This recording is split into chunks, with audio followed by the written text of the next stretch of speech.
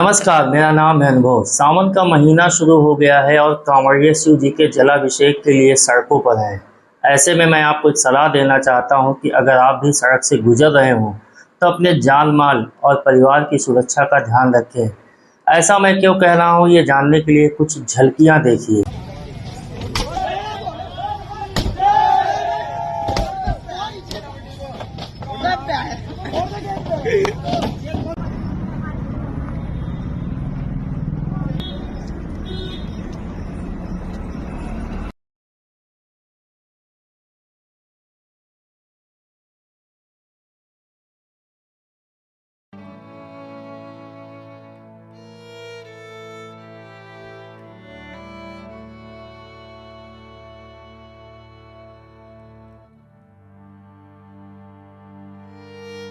आपने viral videos में देखा किस तरह से कांवड़िए अराजकता फैला रहे हैं।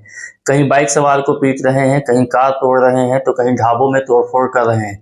हरिद्वार में एक कार चालक का कुछ कांवड़ियों से किसी बात को लेकर विवाद हो गया, जिसके बाद कांवड़ियों ने उसकी कार को तोड़ दिया।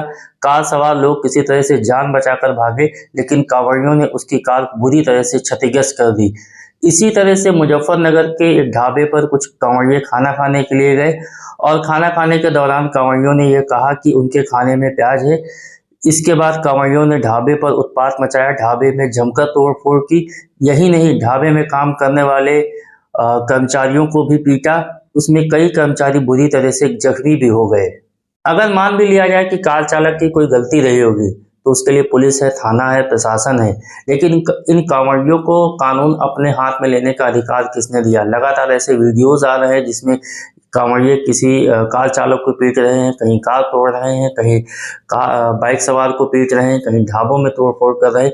और कई ऐसे वीडियोस भी हैं जो हैरान करने वाले हैं, जिसमें आप देखेंगे कि पुलिस इन सब के आगे लाचार दिख रही है। कांवड़ियों द्वारा ढाबों और रेस्तरां में मारपीट करने और तोड़फोड़ करने के वीडियो जिससे पहले भी कई बार आ चुके हैं, ये कोई नई बात नहीं है। और हर बार कांवड़ियों द्वारा यही आरोप लगाया गया कि उन्हें शुद्ध भोजन नहीं मिला, उन्हें सात्विक भोजन नहीं मिला। तो मेरा ये मानना है कि आज से 50 साल पहले, 100 साल पहले भी लोग कांवड़ यात्रा लेकर जाते थे और वे तब सड़क किनारे ना होटल हुआ करते थे, ना रेस्तरां हुआ करते थे, ना ढाबे हुआ करते थे।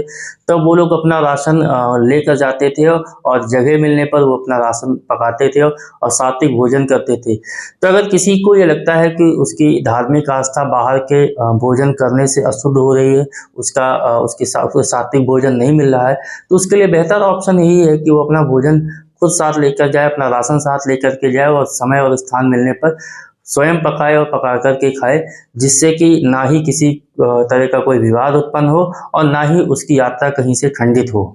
कुछ लोग कांवड़ियों द्वारा किए जा रहे उत्पात को ये बताकर जस्टिफाइड करेंगे कि अन्य धर्म के लोग भी तो सड़क पर रिलीजियस प्रैक्टिस करते हैं, सड़कों को जाम करते हैं, और जब उनकी धार्मिक भावना आहत होती है या उनकी रिलीजियस प्रैक्टिस डिस्टर्ब होती है तो वो लोग भी उत्पात करते हैं, अराजकता करते हैं, मारपीट करते हैं। तो ना तो मैं उन्हें सही बताऊंगा, ना ही मैं इन्हें सही बताऊंगा। मेरा ये मानना है कि हर व्यक्ति को अपनी रिलीजियस प्रैक्टिस करने की स्वतंत्रता है, लेकिन उसकी स्वतंत्रता वहीं तक है जहाँ तक उसके धार्मिक क्रियाकलाप से किसी अन्य व्यक्ति को कोई नुकसान ना पहुँच रहा हो। धर्म के नाम पे उत्पात करने वाले, धार्मिक आस्था के नाम पे अराजकता करने वाले किसी भी धर्म के हों, अगर आप उनका समर्थन करते हैं तो पहले एक बार अपने आप को उस कार चालक के स्थान पर रख के सोच लीजिएगा, उस ढाबा संचालक के स्थान पर रख के सोच लीजिएगा, उस बाइक सवार के स्थान पर अपने आप को रख के सोच लीजिएगा। आपको समझ में आ जाएगा कि आप सही बात का समर्थन कर रहे हैं या गलत बात का समर्थन कर रहे हैं। मान्यता यह है कि समुद्र मंथन के दौरान विष निकला था और इस विष को भगवान शंकर ने पी लिया, जिसमें उन्हें असहनीय पीड़ा का सामना करना पड़ा था। इसी पीड़ा को शांत करने के लिए भक्त शिवलिंग पर जल चढ़ाते हैं, शिवलिंग का जलाभिषेक करते हैं। सावन के महीने में जलाभिषेक करने का विशेष लाभ होता है, विशेष पुण्य मिलता है।